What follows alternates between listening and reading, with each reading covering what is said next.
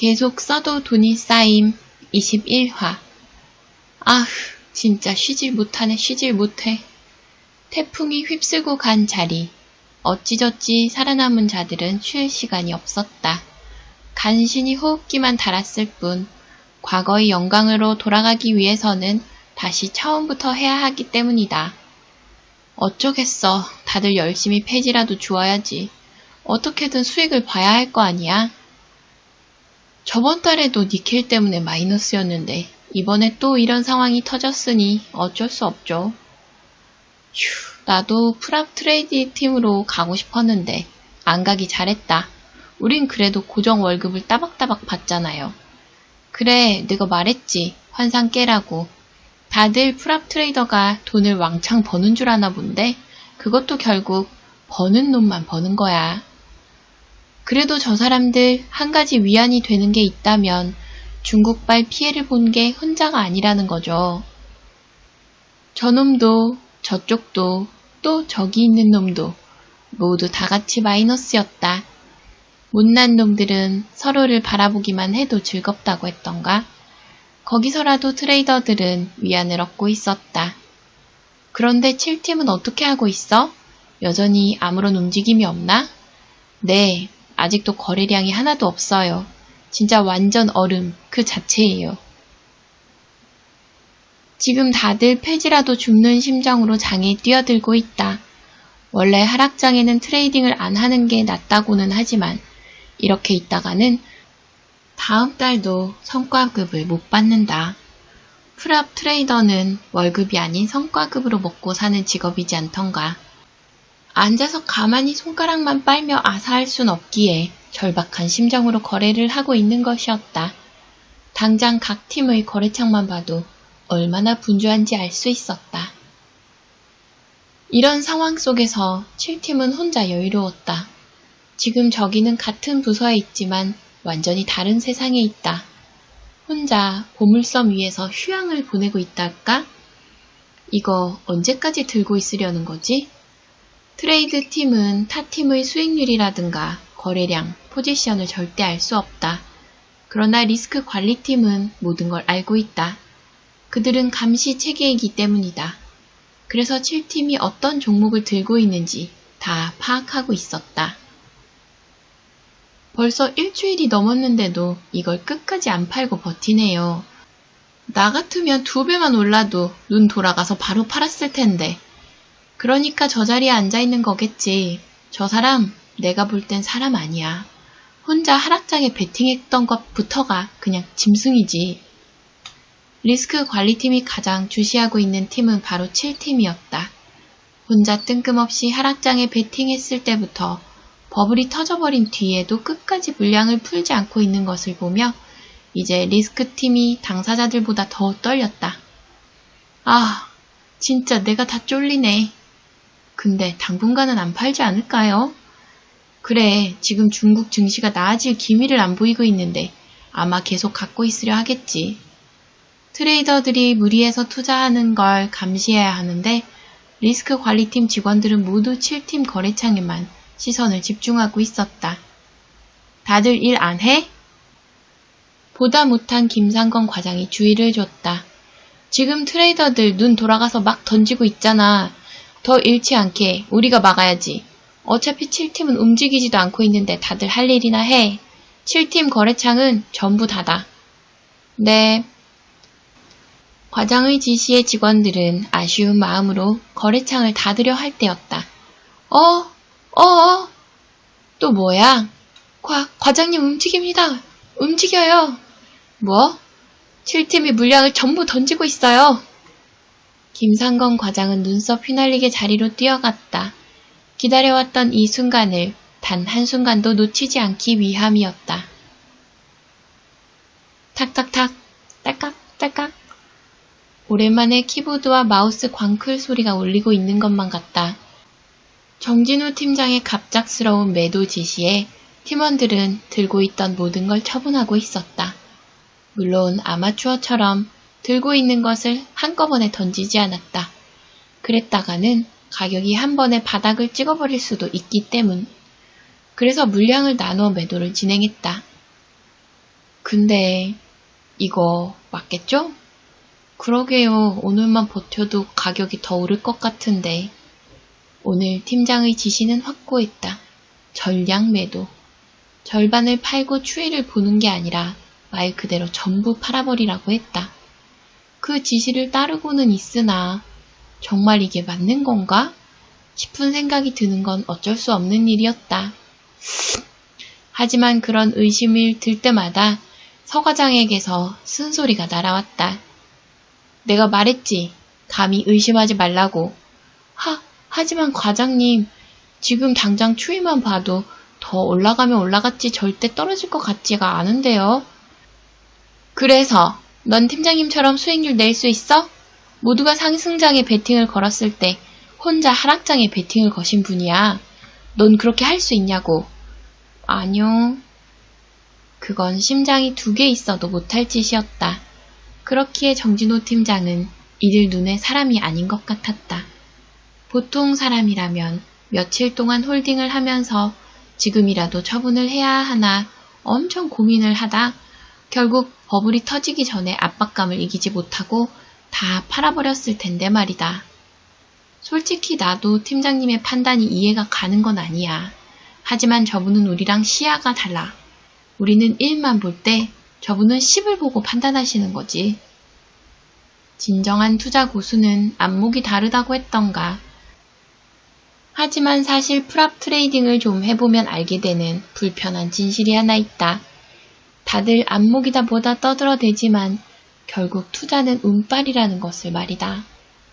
그런데 우리 팀장님은 운이 아니잖아요? 그게 제일 무서웠다.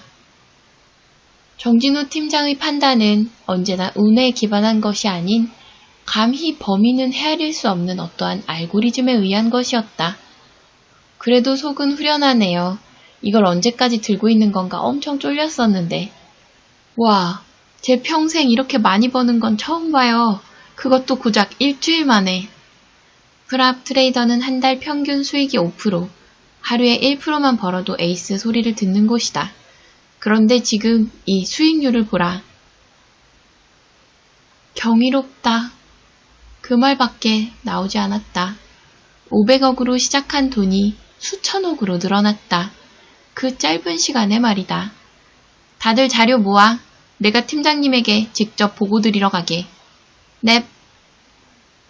서 과장은 팀원들에게 받은 자료를 정리해 팀장실로 향했다. 보고를 하러 가는 발걸음이 이렇게 가벼울 수가 없었다.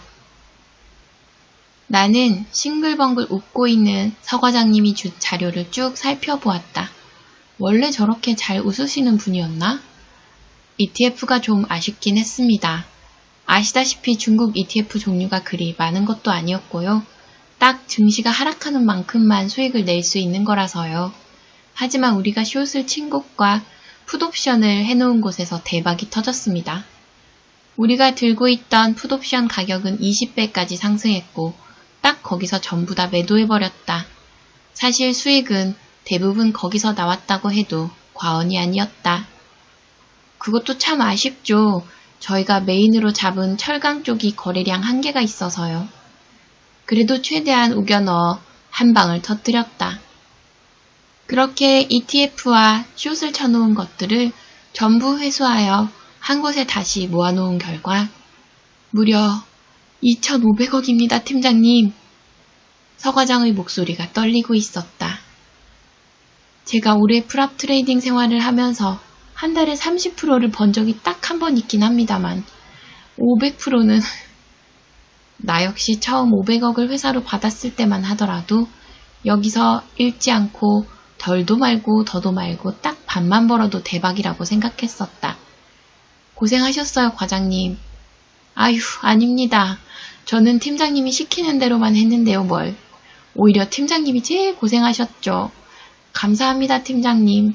그럼 또 시키실 거 있으면 불러주십시오.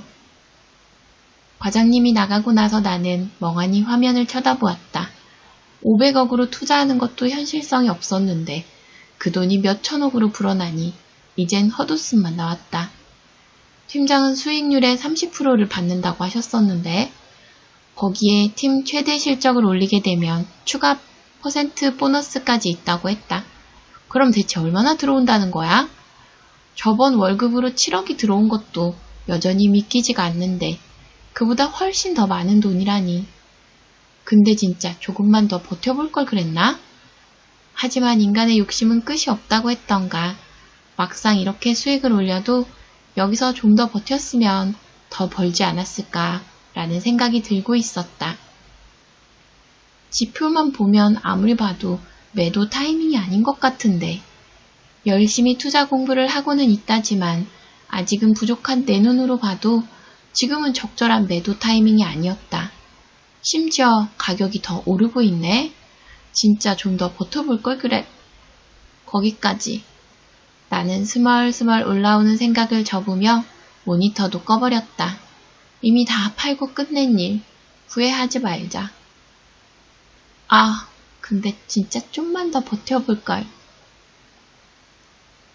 여느 증권사들이 그렇듯 모두 차이나 쇼크에서 헤어나오지 못하고 있었다. 그중 손과 발을 쉴 새 없이 달달 떨고 있는 건 옵션 부서 직원들이었다. 오늘도 안 올라오겠죠? 미쳤냐? 그걸 지금 팔게? 이대로 놔둬도 알아서 가격이 쭉쭉 올라갈 텐데 그놈이 미쳤다고 물량을 풀겠어? 진짜 대체 어떤 놈이야? 누가 들고 있는 거냐고? 이제 말라버릴 피도 없다. 물량을 들고 있는 놈은 중국 증시가 박살이 나는 것을 보며 이 상황을 즐기고 있는 것만 같았다. 그럴 수밖에. 시간이 지나면 지날수록 중국 증시는 더 떨어지고 있지 않은가. 그래서 다들 자포자기하고 있었다. 에휴, 할 것도 없는데 그냥 담배나. 떴다! 뭐?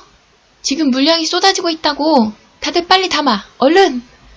그냥 상에다가 머리를 쳐박고 있던 직원들은 전부 일어나 매수 버튼을 광클했다. 물량을 푸는 놈이 한 번에 풀지 않고 조금씩 가격 조절을 하며 풀고 있길래 한순간도 긴장을 풀 수가 없었다. 잘못했다가는 다른 증권사에게 물량을 빼앗길 위험이 컸기 때문이다. 후아, 됐냐? 다 건진 거야? 다는 못 건졌어도 다행히 대부분 회수는 한 것 같습니다. 직원들은 안도의 한숨을 내쉬었다. 이미 충분히 큰 타격을 받긴 했지만 여기서 더 크게 손실을 볼 수도 있었다. 근데 손속의 정이라도 둔 건지 그들을 피말려 죽이던 쩐주가 갑자기 물량을 풀어버렸다. 대체 왜 그랬을까요? 긴장이 풀리면서 이제 다들 물음표가 머리 위로 올라왔다. 그러게 놔두면 더 오르는데 지금도 봐 가격이 조금씩 오르고 있잖아. 버티기만 해도 알아서 돈이 펑펑 벌리는 시기였다. 하지만 이 꿀통을 이렇게 차버린다고? 모르지 그쪽도 급하게 자금이 필요했던 것일 수도. 혹시 뭔가 있는 거 아닐까요? 차이나 쇼크 터지기 전에 이쪽 물량을 다 쓸어갔었잖아요. 딱히 있을 게 있나? 중국 정부는 잠잠하고 덕분에 중국 증시는 더 박살이 나고 있고. 몰라, 알고 싶지도 않아. 이렇게라도 끝이 나서 다행이지. 며칠 동안 물량 올라오는 거 살펴보느라 눈알 빠지는 줄 알았다고? 그래, 이 정도로 끝이 난 걸 다행으로 여기자. 만약 여기서 더 상황이 악화되었다면 그 뒤에 일은 생각만 해도 끔찍하다. 다들 고생했어. 여기서 끝난 게 다행이라고 생각하자고. 이제 진짜 담배 한 대 물러 가볼... 팀장님 잠시만요. 하지만 아직 그들에게 휴식은 허락되지 않았다. 담배라도 피면서 짧게나마 휴식을 취하려 했던 팀장이 신경질적으로 몸을 돌렸다. 이번엔 뭔데? 또 중국 정부가 지랄이라도 했대? 예! 뭐? 팀장은 눈을 부릅뜨며 모니터 쪽으로 달려갔다.